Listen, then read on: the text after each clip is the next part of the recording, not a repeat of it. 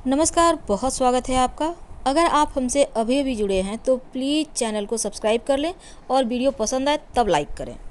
मिथुन राशि वालों, अब लोग आपकी करेंगे कद्र और अब आपको नहीं बनना पड़ेगा इमोशनली फूल, क्योंकि इमोशनल फूल आप हमेशा ही बनते रहते हैं और इसके कारण भी बताएंगे और निवारण भी बताएंगे। साथ ही आप अपनी पर्सनालिटी में निखार लाने के लिए क्या करें, पूरी तरह से ये ज्योतिष पर आधारित है और कुछ बातें हमने आपके लिए बस आपको मोटिवेट करने के लिए ली है। तो चलिए वीडियो के अंत तक बने रहें। मिथुन वाले जो होते हैं ना, क्योंकि मिथुन राशि बुधदेव जिनका स्वामी है बहुत बुद्धिमान होते हैं, लेकिन इनके जीवन में आकस्मिक चीज़ें बहुत होती हैं। अचानक से जीवन में किसी भी चीज़ का आगमन हो जाता है, अचानक से बहुत सारी चीज़ें छूट जाती हैं। जो भी होता है सरप्राइज्ड लगेगा, जैसे भगवान सब कुछ इन्हीं के लिए सरप्राइज करके रखे हुए हैं। यानी जॉब लगी तो भी सरप्राइज हो, अचानक से छूट गई तो भी अचानक से, जीवन में प्रेम आया वो भी अचानक और चला गया तो वो भी अचानक, विवाह तय हो गया तो वो भी अचानक, पढ़ाई कर रहे हैं तो वो भी अचानक से, बहुत कुछ यहाँ पे जीवन में होने लगता है। तो कुल मिलाकर आपका जीवन में आकस्मिकता बहुत होती है। अगर आप मिथुन राशि हैं तो एक बात है कि बुद्धि से ज़्यादा जो सोची जा सके ऐसी राशि है मिथुन राशि। और यहाँ पर आप बहुत बुद्धिमान होते हैं, बहुत ज़्यादा ज्ञानवान होते हैं और बहुत ज़्यादा आध्यात्म भी होते हैं, क्योंकि एक तो वायु तत्व की ताकत और बुद्धि की बुद्धि दोनों मिलकर आपको बहुत बुद्धिमान बना देते हैं। लेकिन जब इतना सब कुछ बेहतर है, फिर जीवन में आप इतना धोखा क्यों खाते हैं? क्यों लोग बेवजह आपका इस्तेमाल कर आप जहाँ से चले थे वहीं रह जाते हैं और लोग आगे बढ़ते चले जाते हैं? आखिर क्यों? क्या कमी रह जाती है आपके जीवन में? क्या कमी रह जाती है आपके तरफ से, जो आपके सपने पूरे होते होते कहीं अधूरे रह जाते हैं, कहीं खो जाते हैं? आप अपने लक्ष्य से भटक जाते हैं। आखिर क्यों ऐसा होता है आपके साथ? क्यों हमेशा आप ही फंसते हैं? तमाम तरह की बातें आपके दिल में चल रही होगी, तो आज इसी बात पर हम आपसे बहुत सारी बातें करने वाले हैं, तो वीडियो के अंत तक बने रहें। देखिए मिथुन राशि वालों, होता क्या है ना, भले ही आप बुद्धिमान हैं पर हैं तो मनुष्य ही ना, बहुत जल्दी सबकी बातों में आ जाते हैं और सब एक कमजोरी भी आप में होती है, आप कंफ्यूज होते हैं। अक्सर आप कंफ्यूजन के शिकार हो ही जाते हैं। हाँ ना जैसी चीज़ें होती है, कभी कभी आप लापरवाह भी हो जाते हैं और इसका फ़ायदा दूसरा उठाता है। शायद इसी फ़ायदे को उठाने के लिए लोग आपके करीब आते हैं, ये भी हो सकता है। और ये आप बेहतर जानते हैं हम जो कह रहे हैं वो कितना % सच है। वैसे तो आपको जीवन में लापरवाही के कारण बहुत सारी हानि भी होती है, आपको बहुत सारी ऐसी चीज़ें आपके जीवन में होती हैं जिसके कारण आप बहुत ज़्यादा परेशान भी होते हैं। लेकिन क्या ये लापरवाही सिर्फ आपसे खुद ब खुद हो जाती है या आप सच में ऐसा जानबूझकर करते हैं? कभी कभी हाँ, जानबूझकर भी, क्योंकि आप हर किसी को सपोर्ट करते हैं, हर किसी को लेकर चलते हैं, बहुत ही बुद्धिमान है। लेकिन कभी कभी इमोशनली आप बहुत ज़्यादा थक जाते हैं, बहुत ज़्यादा परेशान भी हो जाते हैं। आप चाहते हैं कि जीवन में सब कुछ परफेक्ट हो, जीवन में सब कुछ बेहतर हो और आपका कोई गलत इस्तेमाल भी ना करे, जो भी हो बस आपके ही लिए हो। तब ऐसे में क्या करें? देखिए, सबकी हेल्प करना अच्छी बात होती है, लेकिन उसमें भी अपने लिए थोड़ा सा वक्त निकालना ये और भी अच्छी बात होती है।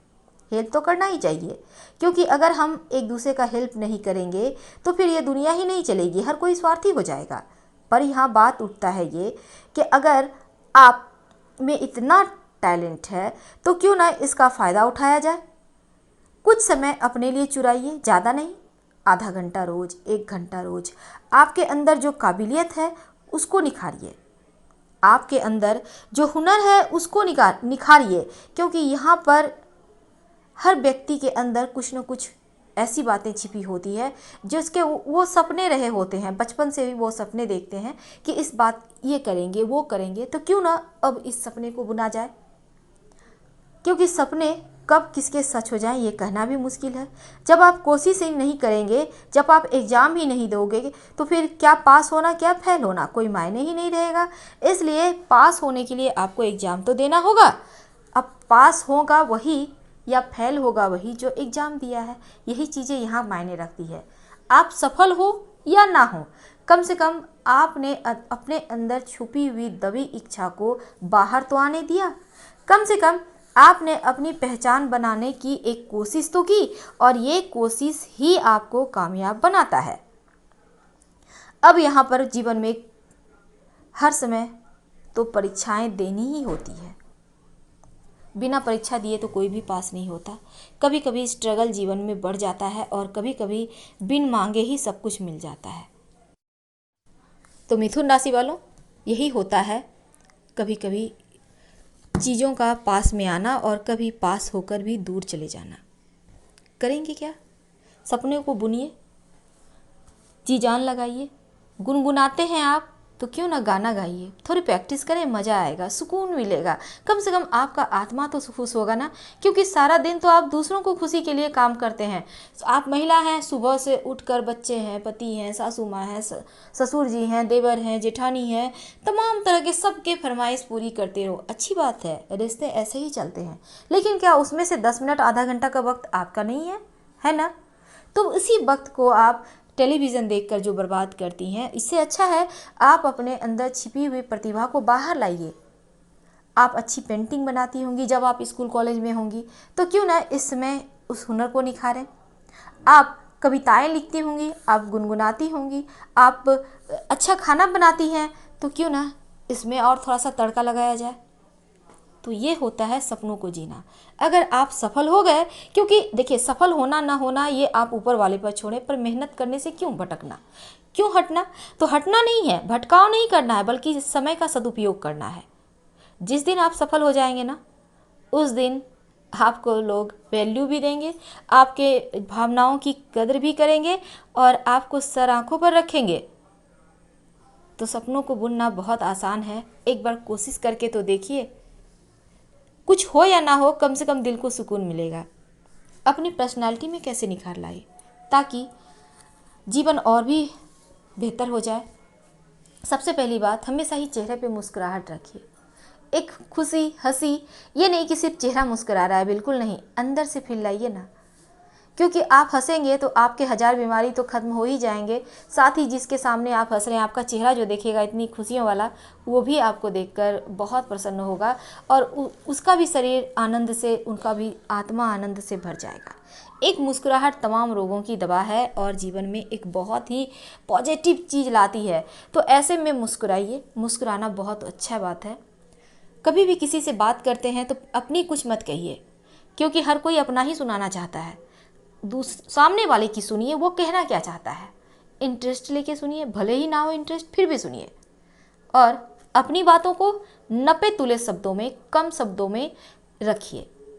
आप क्या कहना चाहते हैं ये मायने नहीं रखता है, रखता ये मायने है आप कैसे कह रहे हो, आपके कहने का तरीका क्या है। तो यहाँ पर ये चीज़ों को भी आपको बदलाव लाना चाहिए। हर किसी की हेल्प करना चाहिए, कीजिए, उसका मज़ा कुछ और है। लेकिन हाँ, कभी भी किसी के सामने बार बार मत झुकिए, क्योंकि जो झुकता है ना, वो झुकाने वाले से कहीं ज़्यादा दोषी होता है। अब अभी झुक रहे हो, ठीक है झुकिए, लेकिन आप अपनी कोशिश जारी रखें ताकि जीवन में जो बदलाव होने हैं वो हो जाए और फिर जिसने आपको परेशान किया है वो खुद अब परेशान हो जाए। आपने सुना होगा, किसी की भी खुशी हो तो पड़ोसी ज़्यादा जलते हैं, किसी को खुश देख ही नहीं सकते, और किसी की तकलीफ़ें हो तो बड़ा चटकारा लगाते हैं नमक मिर्ची के साथ। तो ये चीज़ें सबके साथ होती है। ना अपना दुख किसी से बताएं, ना ही अपनी खुशी किसी के साथ साझा करें। खुशी को आनंद के साथ जिएं, क्योंकि नज़र बहुत जल्दी लगती है खुशी को। और तकलीफ़ किसी से भी ना कहें, लोग मजाक उड़ाते हैं, लोग आपके फीलिंग की, आपके भावनाओं की हंसी उड़ाते हैं। ऐसा मत बनिए कि लोगों के सामने झुकना पड़े। आज आपको तकलीफ़ है, कल आप सुखी होंगे, कल आपके पास सब कुछ होगा, तब आप सोचेंगे बेकार हमने कहा, किसी से भी नहीं कहना चाहिए था। तो ये चीज़ें बाद में आप पछताने से अच्छा है अभी सतर्क हो जाए। ताकि लोग बेवजह आपका इस्तेमाल ना कर सके, आपको ब्लैकमेल ना कर सके। बहुत बार ऐसा दुनिया में हुआ है, आपने सुना होगा, लोग अपने राज के बात बता देते हैं, कुछ ऐसे काम कर जाते हैं और बाद में बुरे फंसते हैं, दलदल में फंसते चले जाते हैं। तो आप ऐसा मत होइएगा। भले ही आप दुविधा का शिकार होते हैं, एक बार हार मानोगे, दूसरी बार हारोगे, तीसरी बार तो जीतना तय है।